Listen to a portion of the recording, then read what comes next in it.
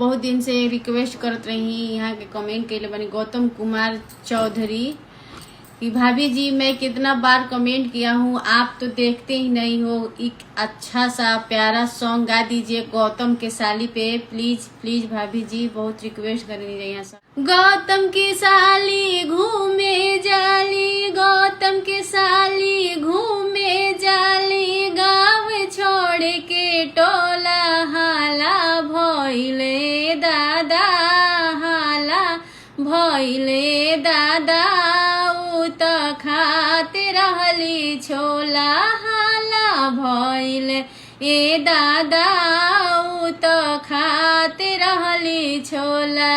आर धरैली पटना धरैली, धरैली सासाराम के गोला हाला भइले, धरैली करहगर के गोला हाला भइले ए दादा, उ त खाते रहली छोला।